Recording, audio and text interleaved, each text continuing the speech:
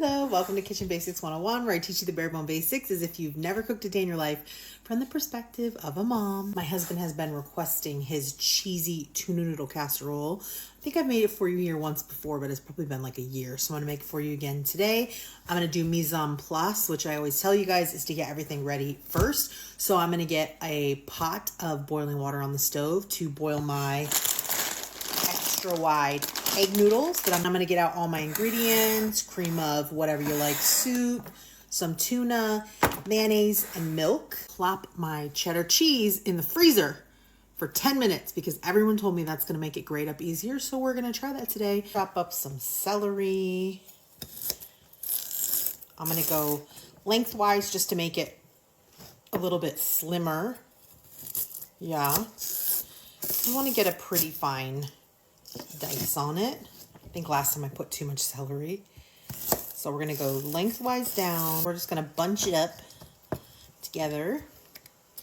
And we're going to do a nice, pretty fine. I think last time I left it too chunky. Some of this might be a little too chunky, but however you like your celery. Dice it like that. Scraping stuff into the bowl. Not use this part of the knife. Use the back part of your knife so that you don't dull your knife while you're doing it. Yeah? And try to get it in there and not all over the counter. Voila. Our water's boiling. We're gonna salt our water. Put our egg noodles in. And we're gonna boil them. I'm doing 8 minutes, but look at your package. An onion I had left over. That was the other thing about the celery, like as far as like how much celery, I don't know, I just did what I had left over, which I think was like 3 or 4 stalks. But honestly, you could do as many as you want, as much or as little as you like. All these types of casserole dishes are just so forgiving, you know? So now we're gonna do a dice on our onion. My noodles finished and I threw them in a strainer, so they're straining. And now I've just opened my cans of tuna and I'm gonna go strain the excess water out of the tuna.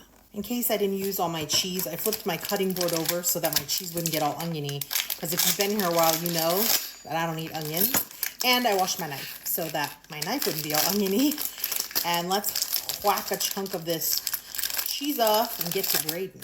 I always grate into a container that I can store it in so that if I grate too much, it's already in the container and I can just pop a top on and go on with my life. I just think that's easier. Like, I don't want to dirty 800 things. So another reason that I love this grater. And you guys were right. 10 minutes in the freezer and look at that. Beautiful. I think this recipe only calls for about a cup of cheddar. But like, I got the grater out, so I'll probably do a little more. Plus you gotta top it with some, right? Like, come on. We gotta do it, right?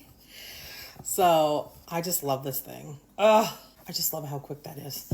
Anywho, let's get to making the casserole. Same pot I cook my noodles in. It's a little bit hot, so I've got it setting on my board.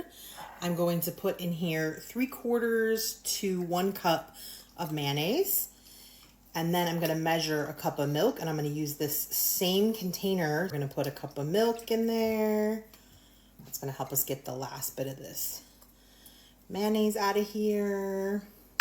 Then I've got 2 cans of, I'm using cream of chicken. You can use cream of whatever makes you happy. Cream of celery, cream of mushroom, cream of whatever you like. It doesn't matter to me. You could also use these cans to measure your milk if you wanted to get some of the extra soup out.